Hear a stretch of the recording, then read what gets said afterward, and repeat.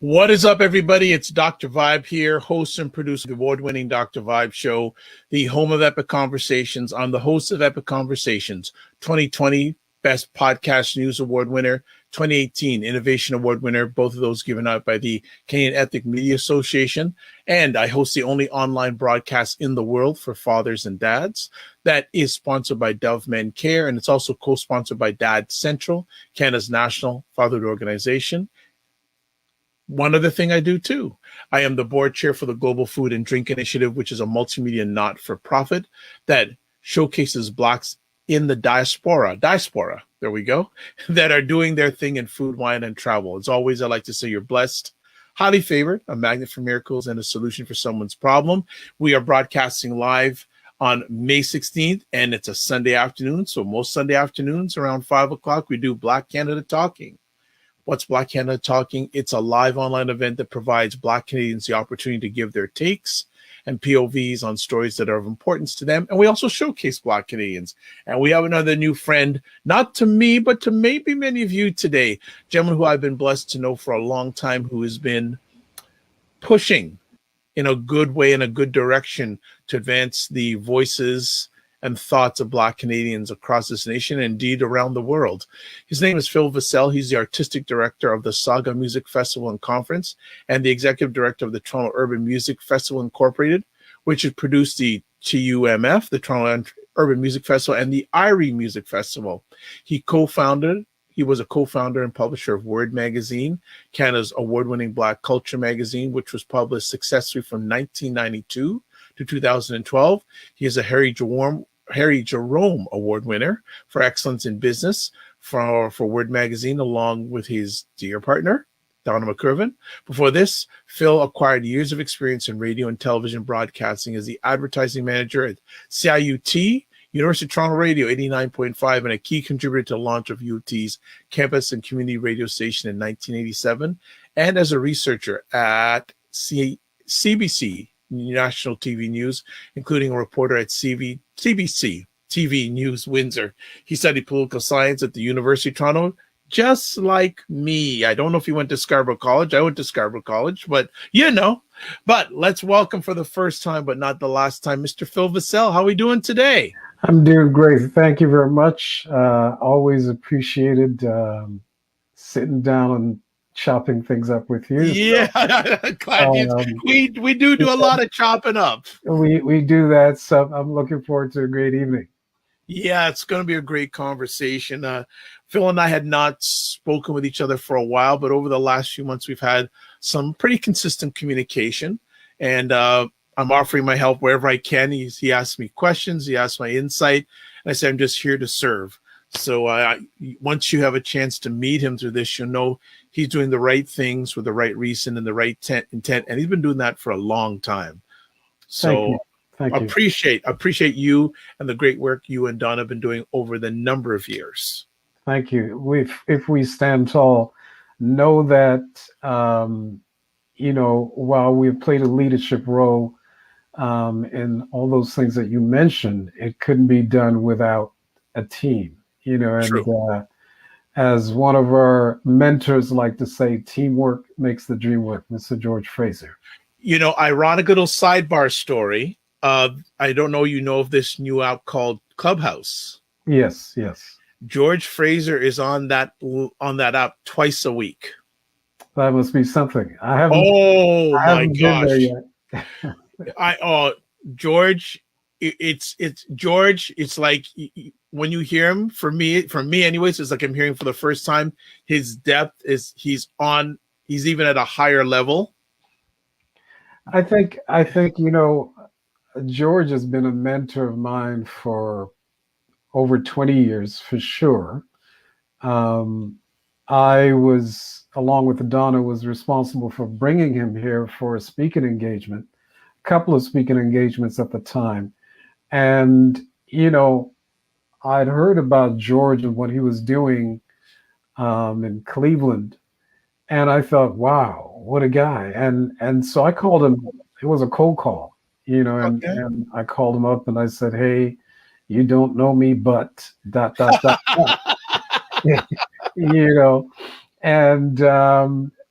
by the end of the conversation, he says to me, oh, I'd love to come to Toronto. And I said, well, why don't we do it? And so I was given the responsibility of coordinating this event, Donna and I, and he came, he hit it out of the park, as he always seems to do. Absolutely. And was such a motivational speaker. It didn't take long for other people to want him to come and speak to them as well. And so he's as popular a speaker in Toronto as any of our African-American brothers and sisters have been. And to this day, it's like getting sustenance, when you speak to George. George is a master motivator, and the older he gets, the more wisdom he has. Absolutely. And you know what? He's at the point now, he don't care. Well, he never used to care what he says. Now he really don't care what he says. And he cusses every once in a while, and he says some pretty risque jokes once in a while, but he has a point where he's just saying it as it is and just letting it lie. Letting it fly. And I think it's also due to the fact that as the clock ticks, as time ticks away,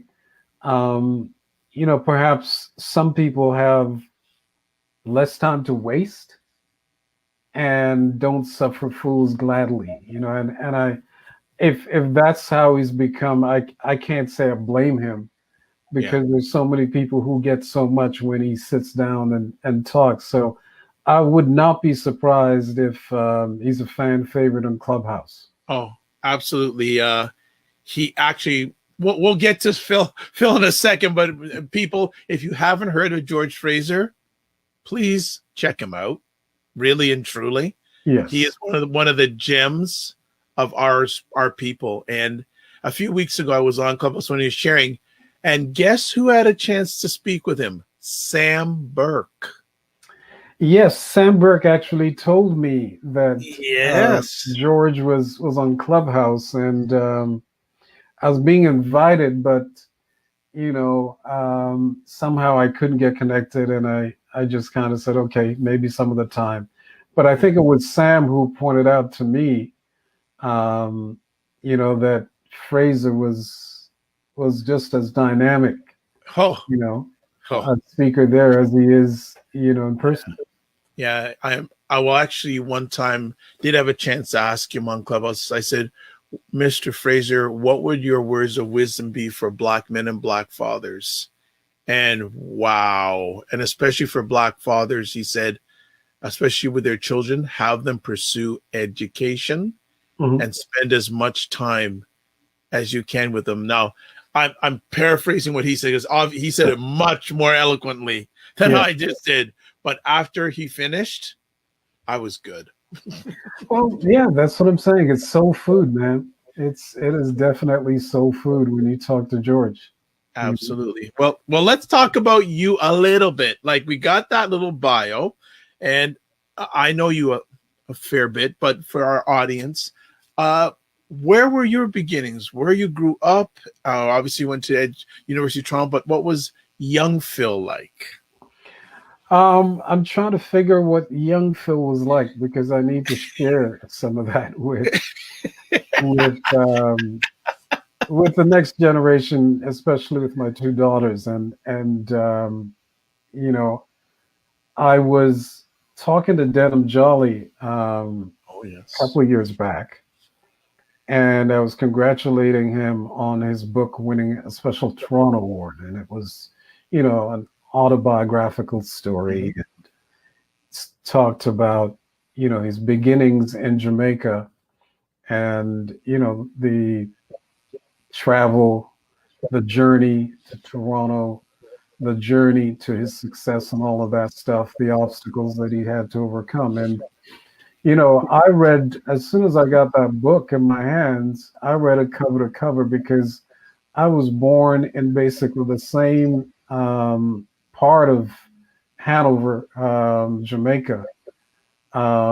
He lived on one side called Davis Cove. I lived on the other side called Cousins Cove. And this was, for anybody who's familiar with some of the larger cities, it was about 8 miles from Lucy, the capital of Hanover. And if you wanted to go to the beach, it was about 15 minutes to Negril Beach, and so that was where I was born initially, and, spent my first, years in primary school there. I got to secondary school, but shortly after, I think grade 8, that's when I relocated here. My parents were already here, and I relocated here in Toronto, and that's where that journey started. It's interesting that when I think about that time, I think of being blessed by having some teachers that looked out for me, and kind of took the approach. One guy in particular, Victor Williams, he became, like a big brother. I never saw him as a teacher. And since I'm the first of 7, I didn't have a big brother. So, Okay. I saw him as kind of a big brother, and, I guess he saw something in me, and, we connected in a way that he was always demanding more, because he felt that there was more that he saw. And so he was one of the first people that, kind of pushed me to work harder in school, to, be the best person you can be. Okay. And understanding that, you have to be a leader at the same time. And in my case, that was easily understood, because if I was first of 7, then you could not skirt around and not provide the Sure. leadership that was expected of you. Wow. Wow. So that's the first part, and then I came here and lived in Toronto, and went to I spent a week in a senior public school, because back then it was the common practice that if you have completed a grade in the Caribbean, and possibly other places as well, they want you to repeat that grade. Right. And I'm like, I'm not having this. I just completed grade 8. I'm not going back to grade 8. I know the work. I've done the work. I did very well, as a matter of fact. And so I demanded to the principal that I be moved to another school. And he was like, well, this is how we do it. And I said, well, how do I prove it to you that, I'm quite capable of handling the work and need to be in the next grade up.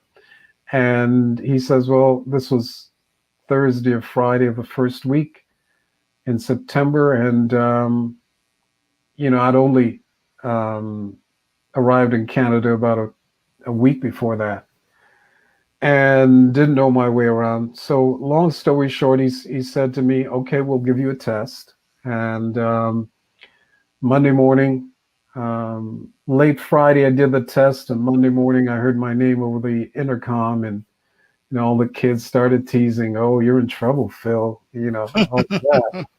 Uh-oh, that kind of thing.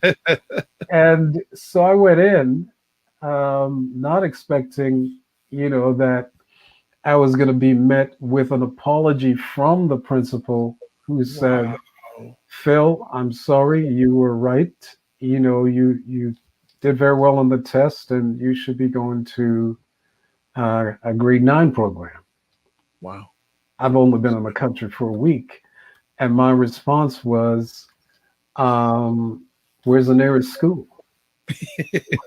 Because I didn't want to be. You don't want to be there. I don't want to be You want out. You want out.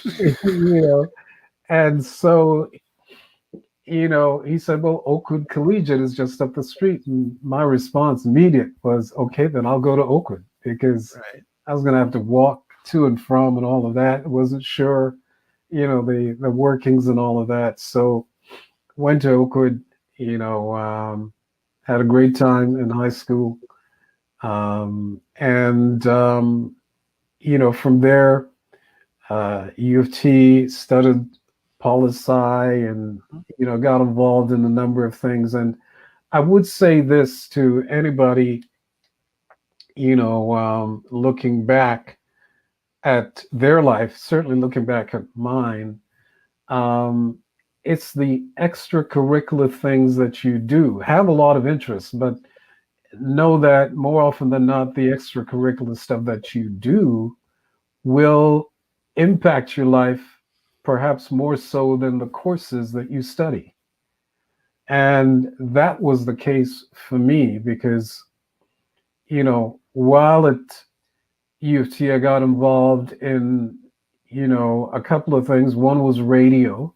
The other was a newspaper, Contrast, while I was still in high school going to university. And I volunteered at Contrast to learn how to become a writer. And,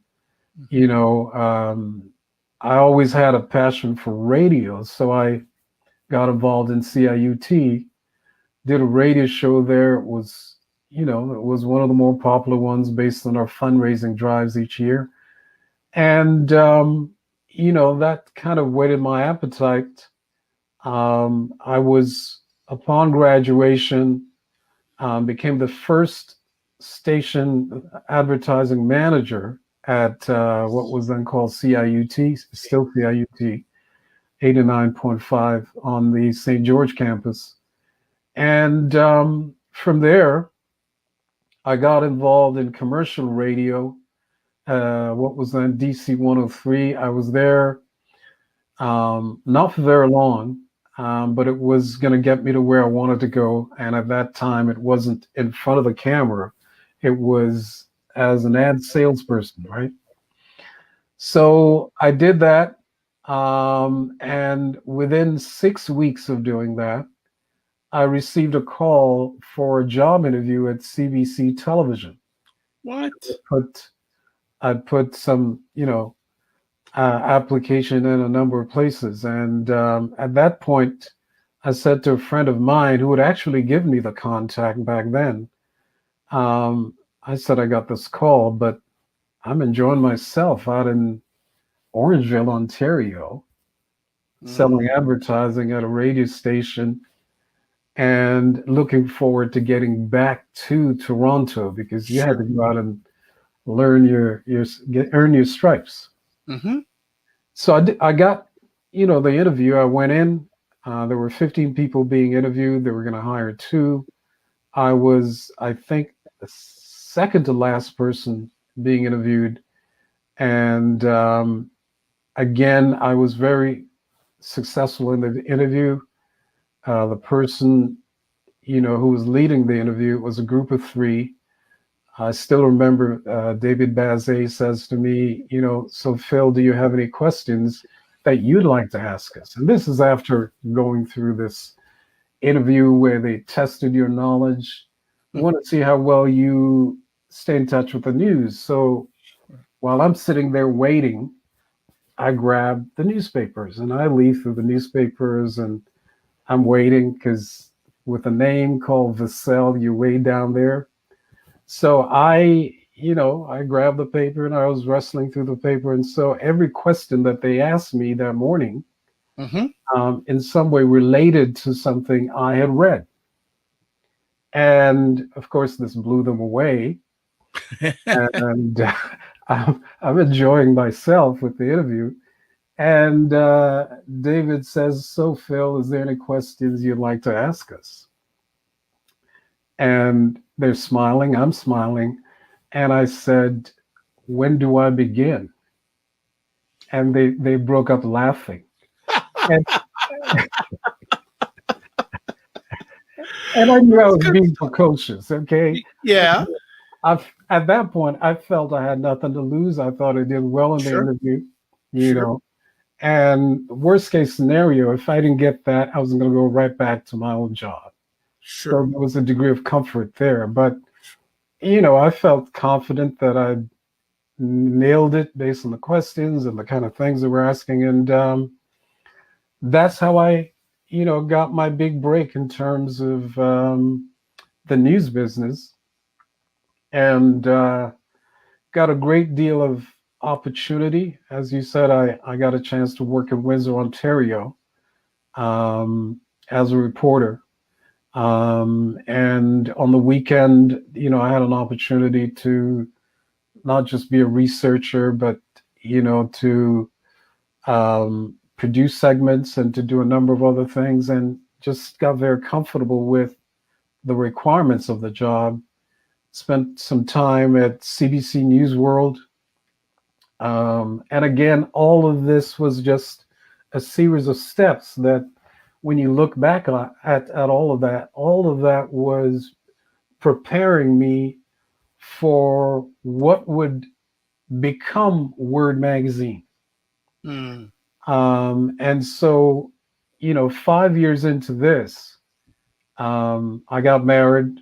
Donna and I got married, and, we go on our vacation, we come back, and we're like, so what now? And, while we were on vacation, we realized that we wanted to do something for ourselves. And I had this passion. She shared this passion for starting a publication that spoke to, our needs as young Black urban professionals and others who had a passion for the arts, and all of that. And so, I got a call. I got a chance to speak to David. And I said to David at the time, David, I think I'm going to need some time off, to explore this thing. And he was pretty gracious. I got to give him lots of credit, because he could have said no. And I took a year leave of absence from CBC. And a year later, what do you know? David calls me back and says, Phil, are you coming back? And I said, David, with all due respect, I can't just walk away from a dream. This has always been something I wanted to do. And at this point in time, walking away doesn't seem like a good idea. And he was pretty cool about it. He said, look, I completely understand. Know that if you decide down the road that this is not for you, the tent is open.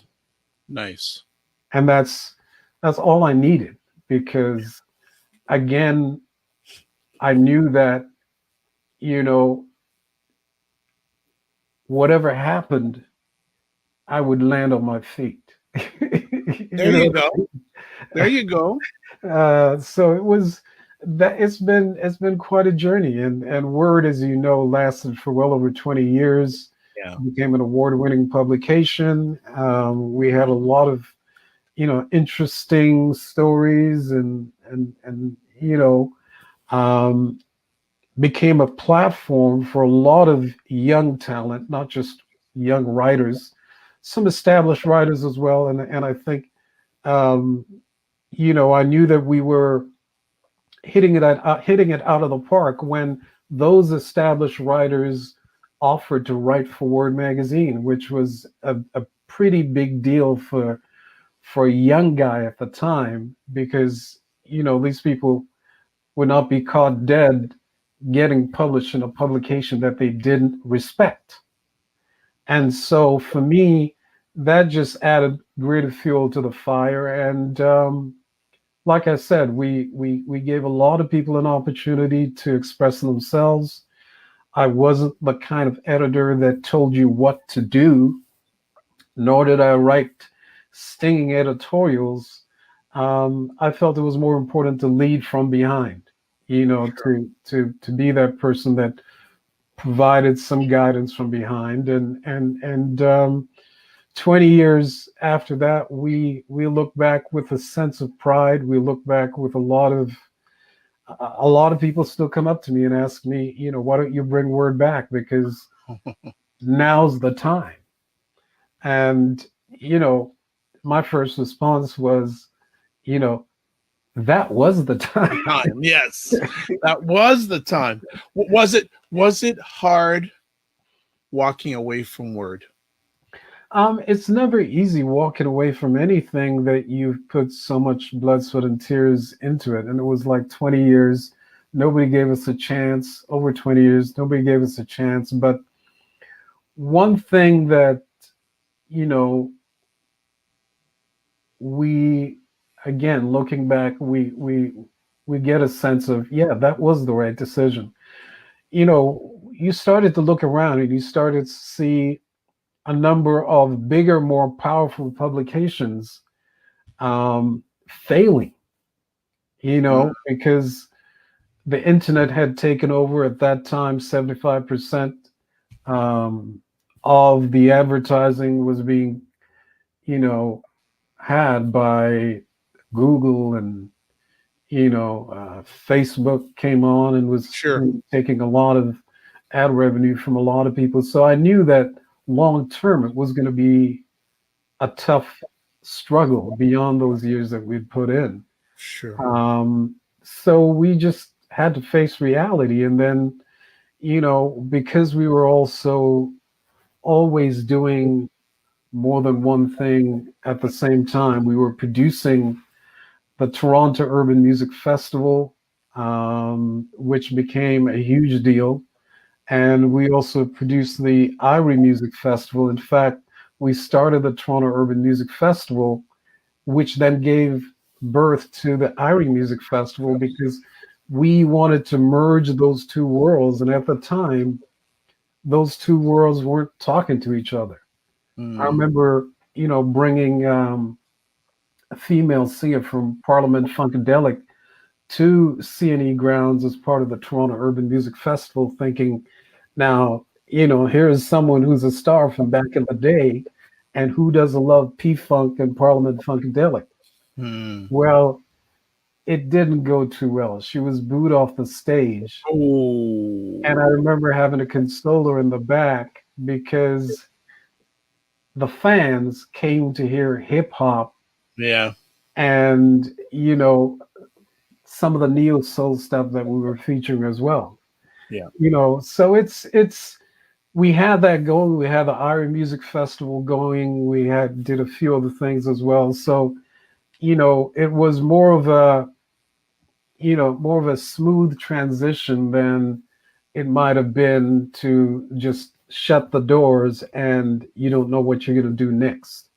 Okay. So that part wasn't as traumatic, but I'd say it not only left an indelible, impact on me. I know this speaking from my own self, But I also know that a number of people have said that to us and have encouraged us to one day archive that information in order to share it, because we were tackling, not just writing about the music of the day and music from the African diaspora, Mm-hmm. hip hop and R&B and jazz included, but we were writing about, music from the continent. Now it's lumped in as Afrobeat. Back then it was high life and it was soukous and it was, all these other things.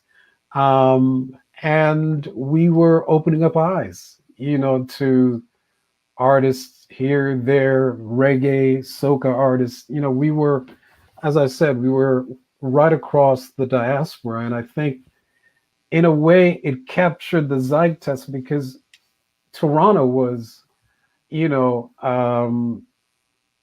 most culturally diverse city, still is. And so you had all that mix here, and people connected with it because we were connecting with them through music and the arts. We from time to time would touch some of the more challenging issues like policing and other things. AIDS, we, as a Black publication, we tackled the AIDS pandemic. Absolutely, I remember those. Yeah. Yeah. We tackled all the illnesses, malaria and TB. Mm-hmm. We talked about the impact of the tsunami in Malaysia and that region. So we weren't just cultivating the arts and writing about theater and dance and all of that and music. We were also giving people a little bit of, substance that makes the music go down easy. Right. So what we're gonna do, we're gonna take a little bit of a short break, and when we come back from a little break, Phil will be telling us what he's been doing post those days and what a project he's working on. We'll talk about it when we come back from the break. Sure. So give us a little bit of a break. We'll be back in just a second, and it's Black Henna talking with Dr. Vibe.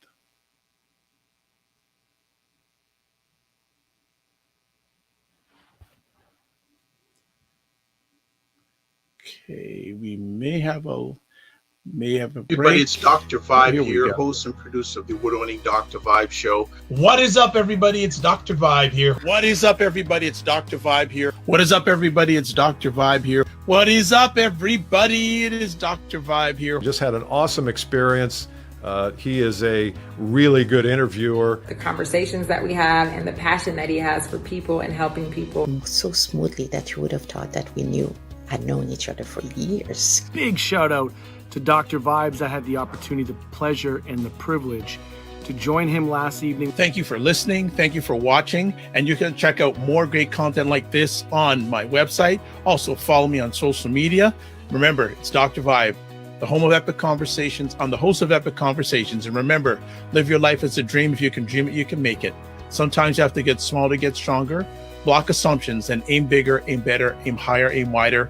Love, faith, and respect. And remember to give yourself grace. Everybody, we are back. So back with Phil Vassell, journeying through his wonderful career. It hasn't stopped yet. It's still going strong. He's doing some other great things. So Phil, before we went on the break, you were giving some memories of IRIE, Toronto Music Festival, and now you're into a new opportunity, I would call it. Well, opportunity on some levels, yes. To respond to your question, it seems like we never sit still. The older you get, the more you realize how precious time becomes. And I think it was part of that sense that, I'm not 30 anymore. You know what I mean? Neither am I.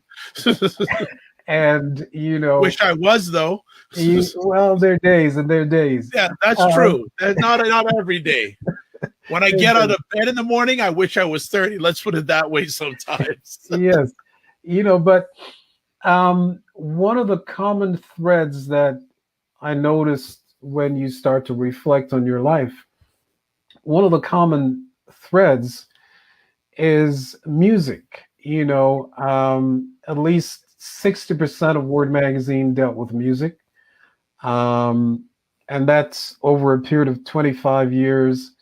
We also did the Toronto Urban Music Festival when, urban music was not getting airplay anywhere.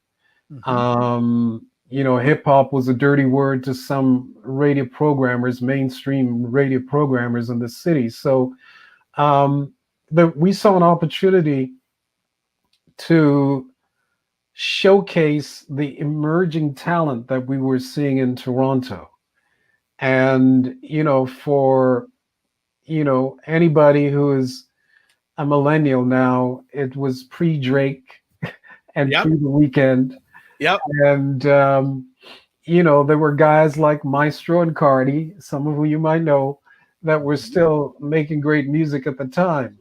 And, we became a platform to showcase, Canadian urban talent, they were called at the time, hip hop and R&B, and as I said initially, reggae and even reggaeton was part of the mix in African music. And we later decided let's separate some of this stuff and maybe create two things instead of one. So the Toronto Urban Music Festival really became about hip hop and R&B, and IRIE Music Festival sort of became that diasporic thing. But long story short, you look at all of those things, and music was a common thread. And I kept feeling, as I read about what was taking place in the United States in terms of documenting their history, with the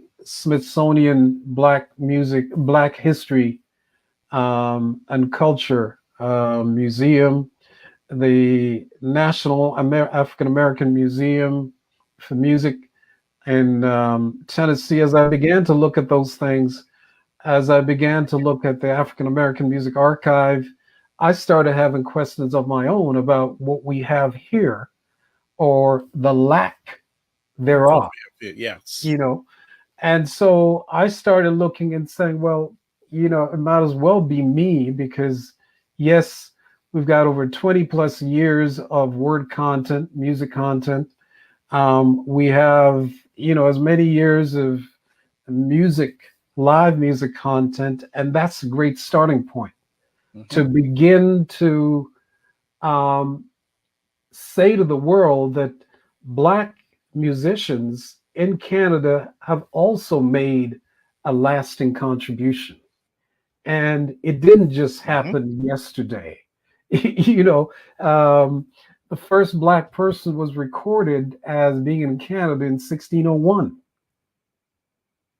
Okay, so that's a long time.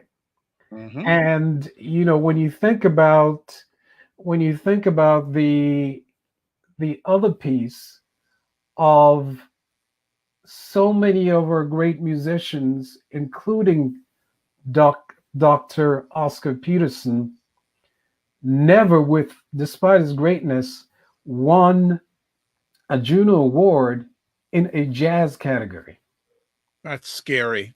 He was given a special award, okay, the kind of thing you do, a Lifetime Achievement Award to Dr. Vibe for all the work that he's done. And I'm not dismissing that by any stretch of the imagination. I'm simply saying to you that what it says is our mainstream institutions did not do a good job once you begin to look at what was done through a lens of inclusiveness, through a lens of equity, through a lens of acknowledging that Black people have been here and have continued to contribute since 1601.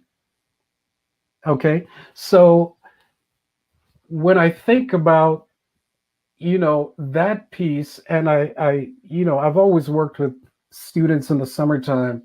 the more you spoke to them, the more you realize how little they knew of Canadian Black history. And they'll tell you, we want to know more about Canadian Black history.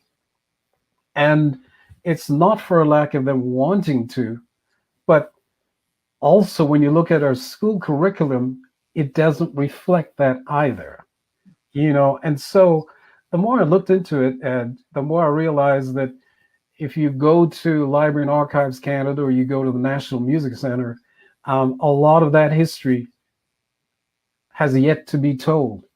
And I think it's incumbent on us in the Black community, within the Black community, to not sit and complain about, a perceived wrong. I mean, yes, it is wrong. But I think we ourselves as a community, individually, collectively, whichever way you want, we need to do some of these things for ourselves. Yes, you want allies. You'll always need allies. As Dennis Brown sang many years ago, no man is an island, no man stands alone. It's going to take teamwork, as we said, from the great George Fraser. So we have, over the past year, got some, startup funding that allowed us to train 12 interns on, information management skills, Web 2.0 skills, along with assisting us in terms of the research necessary to gather, sort, and preserve. And once we establish the website, celebrate, these people going back to the great Nathaniel Dett in the 1800s, for whom the Nathaniel Dett Chorale was named, and so to me, it's our way of giving back, those of us who have experienced, some of these great talents. It's our way as a former publisher. It is my way of giving back and sharing the knowledge that I have from having researched, written, published about these artists, some of these artists at least. Nice. When you came up with that idea, what was Donna's thought on that? Was she saying, "Oh my goodness, more work," or was she up for it?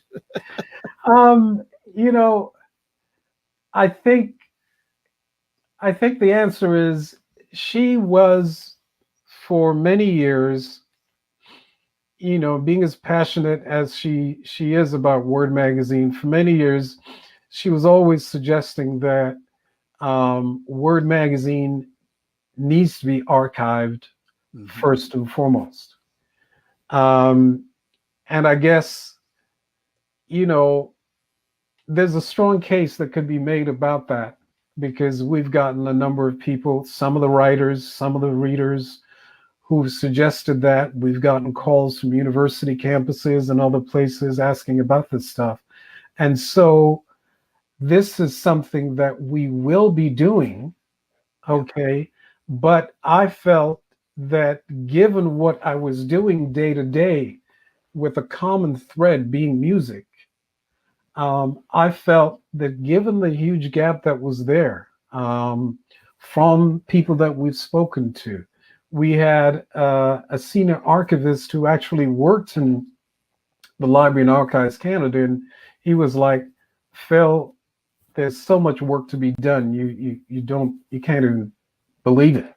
It's not to say there's nothing, but there's so much that's left to be documented, undocumented. And I think it's important that, whatever legacy we leave, we need to understand how empowering having this legacy researched, documented, preserved can be for the next generation.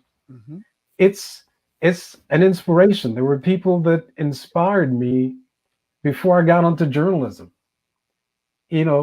and whatever area of, discipline that you work in, there's always someone who came before you that laid the tracks and allowed you to be the best that you can be.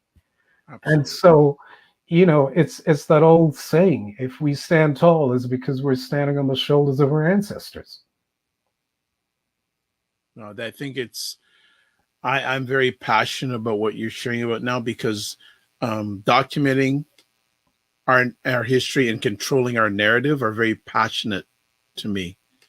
So you're speaking my language here, because every one of the 2,000 episodes I've done online are archived. I have possession of them, and they will live past my time. That is my goal and purpose, to show the journeys of many of our people around the world. So I am very in sync with what you're saying. I think it's incredibly important, and it must be interesting having these conversations with students, and they're going, huh? Like, Well, it's interesting. You know, I don't want to throw shade at these interns, because you know they came by it honestly. Sure. Meaning that, you know, mainstream media, one of the mandates of the CBC, okay, one of the mandates of the CBC is to reflect Canada back to itself. Okay, I remember reading that, and being struck by that, and I felt that, you know, that's something that's worthy.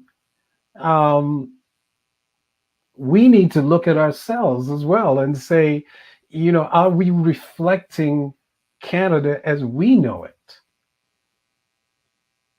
Good point. And the answer is no. My answer to that question is no. So if we're not having this in the school system, if we're not having in media, and I'm extremely sensitive to what's on the media as a publisher, as a former broadcaster, TV journalist, that stuff matters. And nobody can tell me that none of that stuff, which shapes who we are every day based on what you see, what you're exposed to, what you hear, all that, you know, popular culture also has a role to play. So if we're not taking the bull by the horns and saying, you know, this is important for the next generation and for future generations, then what are we leaving behind? You know, so music being, you know, that connecting tissue, I thought this is a great way to tell our story, bridge the gap, and to begin to fill that big donut of a hole that exists in terms of all the brilliant artists that we've had over the years, and they're not just mainstream hip hop and R&B and jazz artists. You know, Canada is a country of immigrants, and there's some great musicians who came here for a better life. It's like the old cab story that you hear. All these, you know, cab drivers with post-secondary education and degrees, masters and whatnot, who don't necessarily get an opportunity to practice what they've been taught. Similarly, this kind of thing happens as well with musicians. Some are national, international sensations, but you're never going to read about them in one of your daily newspapers. You're never going to hear them get a spin in one of the mainstream broadcasting stations. And again, I go back to this. Even those who've been accorded a license, a radio station license, have a duty to reflect the population back to itself.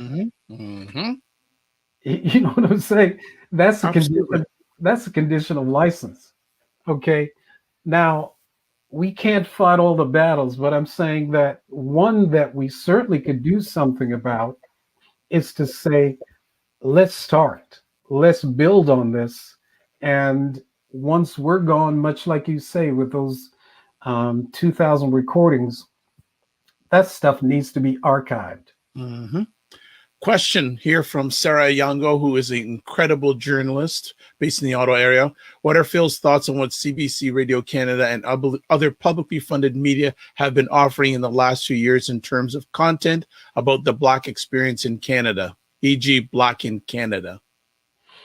I would say, as a former CBCer, I would say it's long overdue. It's that very notion that I was referring to about reflecting Canada back to itself. Okay, and I have very strong views on this because I know, having worked at CBC, you know, you do need to be cognizant of geographic representation, you know, so from east to west, you know, that kind of thing.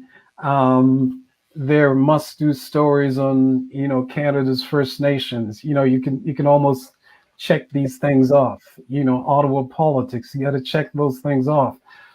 But there are those other stories that gives Canada a better sense as to its people that I think are essential.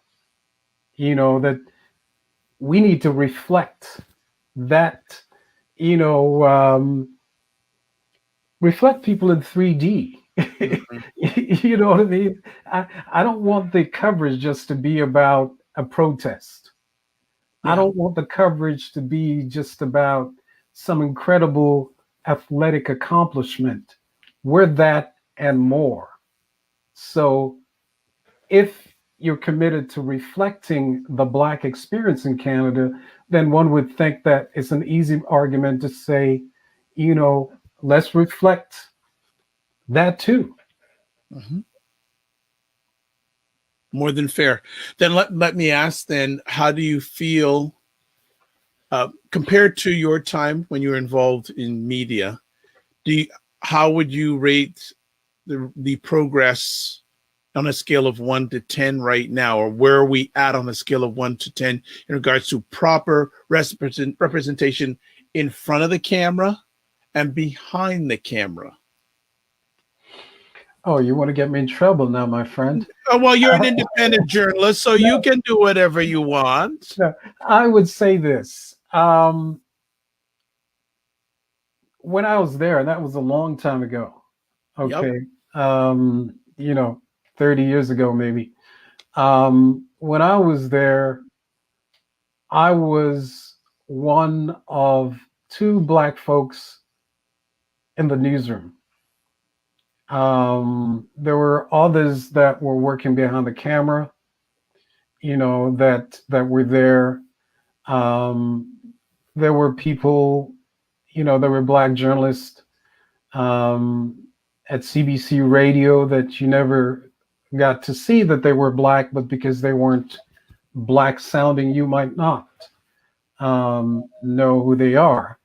But that has changed in many ways that now, you know, I know at CBC at 6, for example, you've got Dwight Drummond.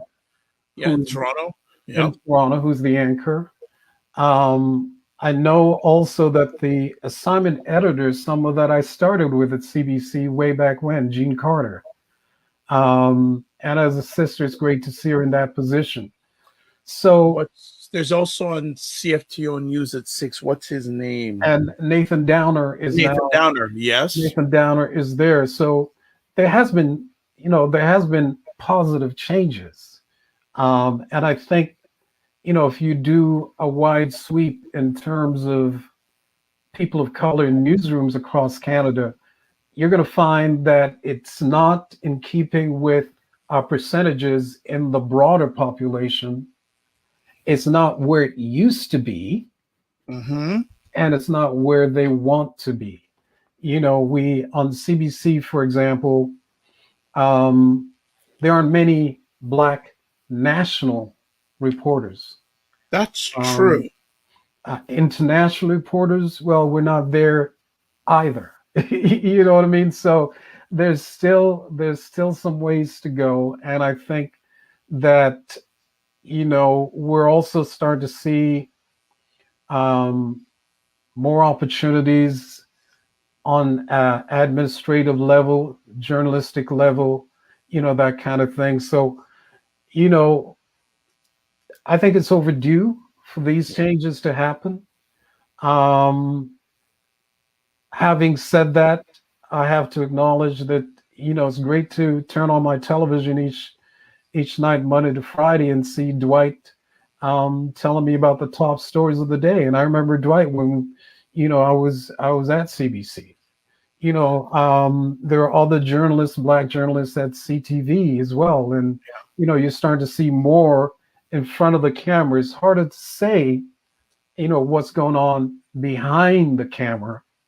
And it's harder to say who is in a decision-making position, either in front of the camera or behind the camera, for that matter.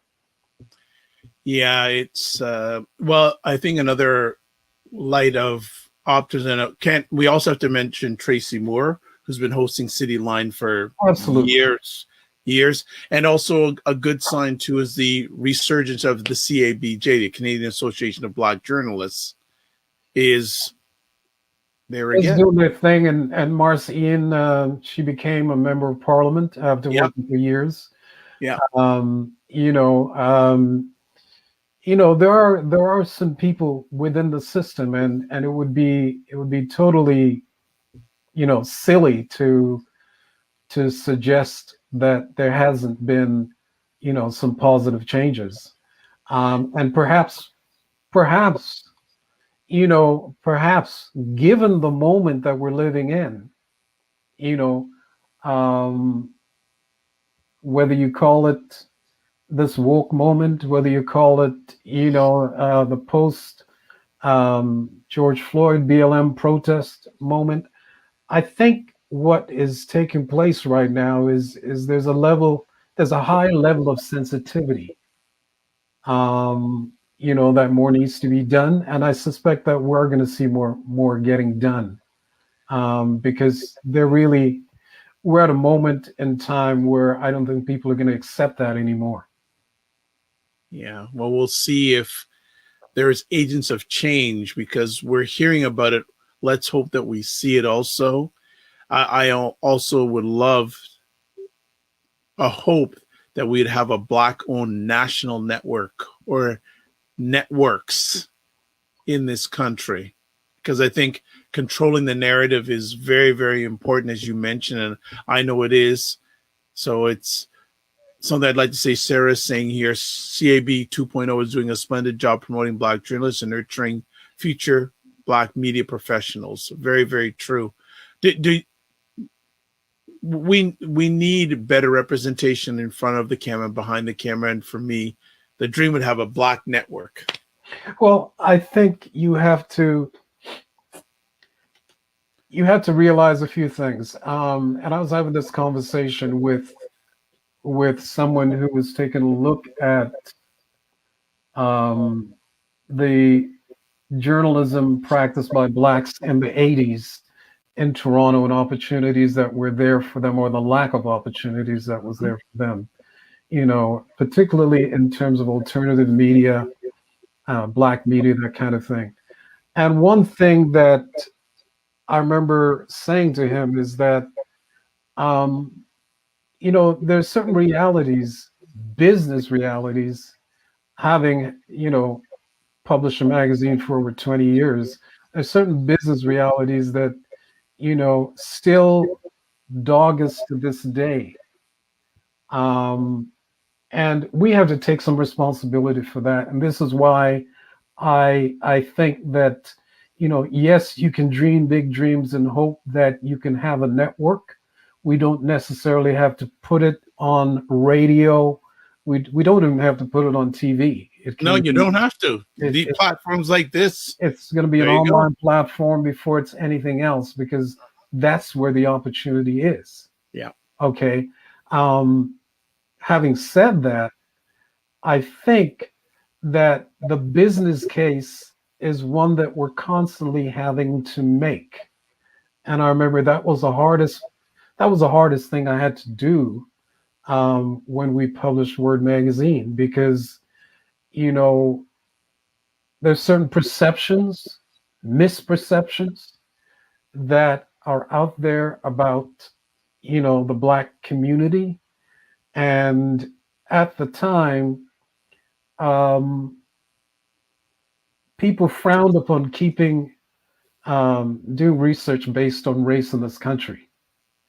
That was not the case in the US, obviously, and you could get that data readily in terms of the US, but all you could do is to guess at that here and try to work with that. And even having to do that as a publication on your own is very expensive, let alone a national media organization that is Black owned and operated.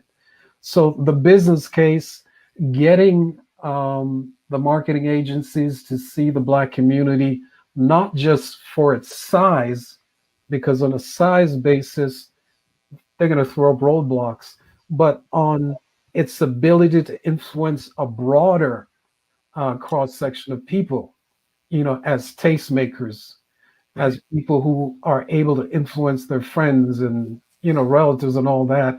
It's taken a long time getting to a point where you have people who are gatekeepers, you know, the marketing agencies and things like that, the media agencies.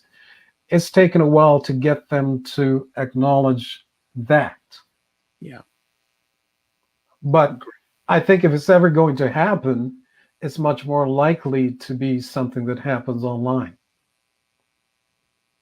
And I would encourage anyone thinking of starting now, you know, if I were starting now, how could you ignore the internet as a starting point?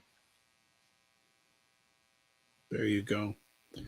Well, we've kept you a while, and I know you always have things to do and are always got things on the go. Before we let you go, Sarah has a question here. How can the public support your initiative? Well, thanks for that question, Sarah. I was, to be honest with you, I was somewhat hesitant today in talking about it, largely because I wanted to, you know, go public with this information once the website was up and fully operational, because what this will be, the Canada Black Music Archive, will be digital, completely digital by default, as Shopify's CEO once said about Shopify, meaning that we're not interested in building a big, fantastic looking building as they've done in DC with the Black History Museum there. I'll leave that for somebody else who wants to do that kind of thing. But my interest is with the current generation and future generation, and to really appeal to millennials, I think it's important that we understand where we are right now in terms of the digital economy, in terms of how they access news and information, where they go to for this information. So thinking about all of that, having two daughters who, you know, who are part of that millennial generation, it seemed obvious to me that making it accessible was one of the key things that you had to make sure that you were doing. A number of museums, a number of archives are now trying to make somewhat of a shift. They won't do it completely, but they realize, particularly with the pandemic and how quickly things were changing, they realize they too have to get on that train or get left behind. So for me, it's very important that when we go public, I wanted Sarah to say, here's the proof of concept, here is the site. We're still working on designing the site, but we've had 12 interns who've done incredible research on these different artists and facilitators, because there's some people who were not artists themselves, but also contributed as facilitators. We want to acknowledge not just the musicians, but the people who made way and opportunities, creating opportunities for the musicians as well. So it's once we determined that we wanted to do that, we realized that this is a big job because let's face it, churches were one of the few places where if you were a young Black singer back in the day, it's one of the few places where you could go and practice your craft. Some clubs became the only venue that you could go and perform. And there's a history of jazz musicians here who will tell you stories about how difficult it was in the 50s and 60s to play in a quote unquote white club. So there are people and individuals who have made a contribution, promoters who have made a contribution, radio personalities that have made a contribution, radio station owners. Now we can talk about Denham and what he has done and Fitzroy Gordon in terms of what he's done. All of these are part and parcel of telling a much larger story about our contributions to this society. And all we're saying is it's up to us to do what we can to make this a reality. And we are going to, in the coming weeks, put out a call to the general public after letting them know that this is happening. We didn't want to be deluged with people providing information before we were ready to absorb that information, because as I said, we started doing some research with the interns. Plus, we've got over 20 years of Word archival material from which to draw. That's not it by any stretch of the imagination. But, you know, as Bishop Tutu once said when he came to Toronto in a speech, he says, in Africa, we have the saying, how do you eat an elephant?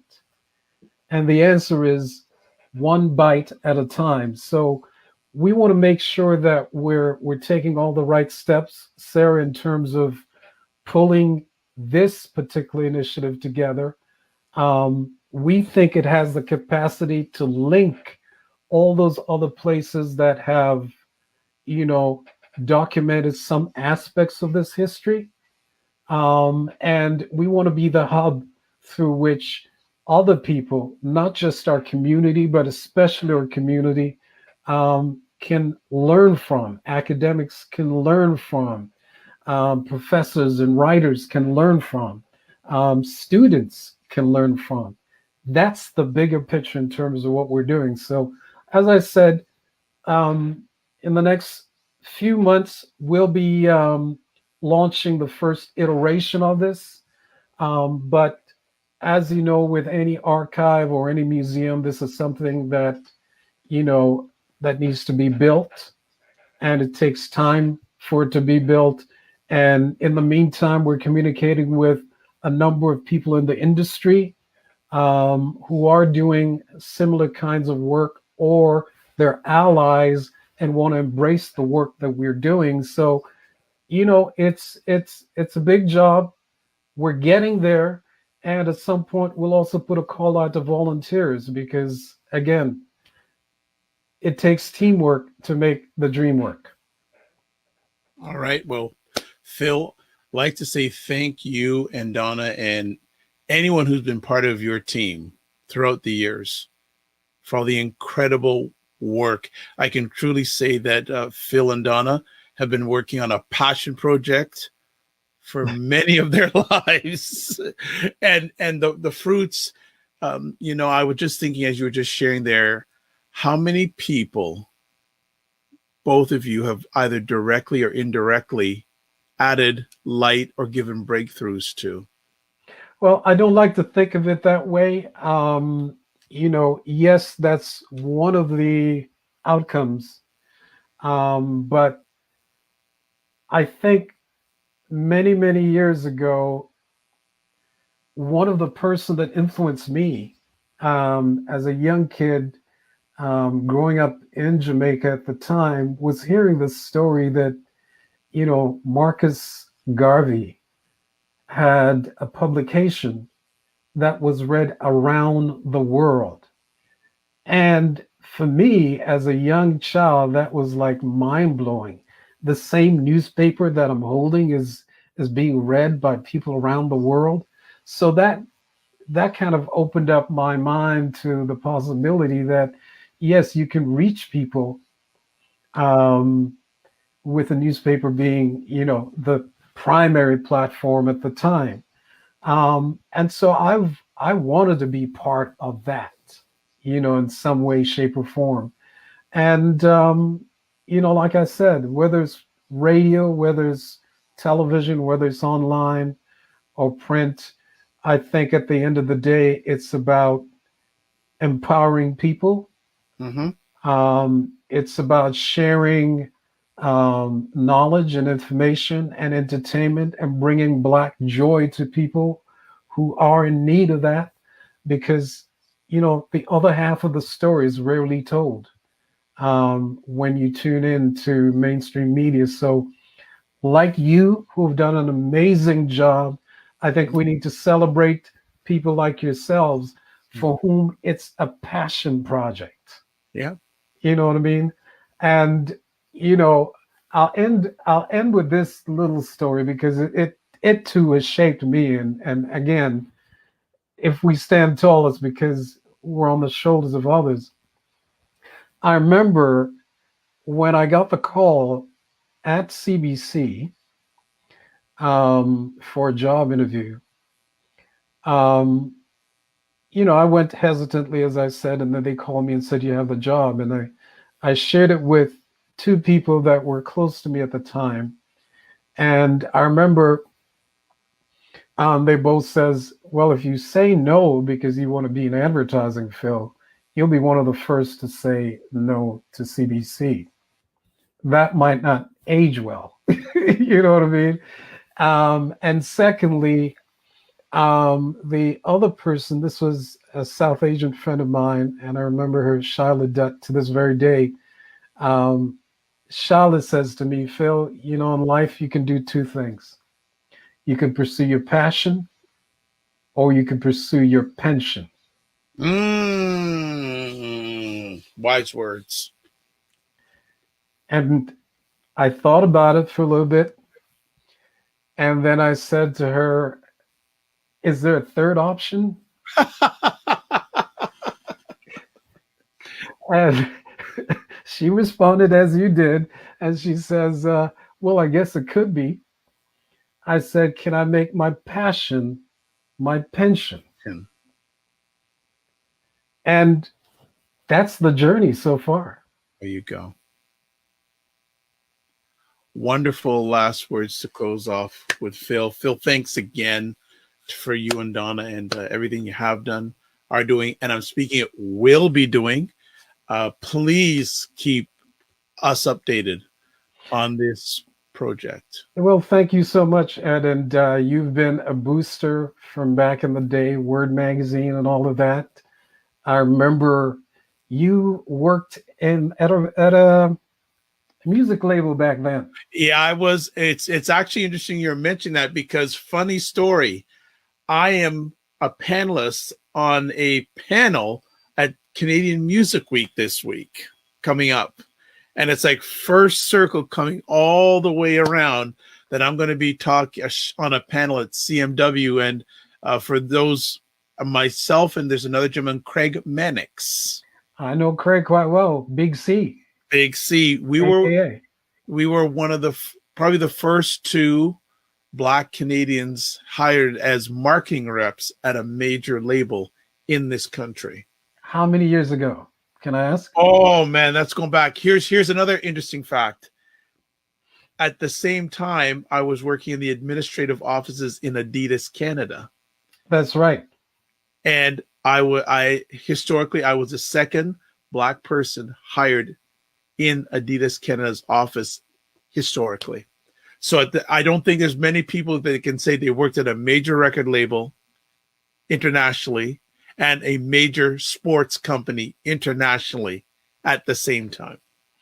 And interestingly enough, I know Big C. I know Craig for a long, long time as well. Yeah. And like you, he also entered into the fashion space. Yep. So there'll be lots of stuff to talk about. Send me a note as to when it's happening. I'd love to tune in. Yeah.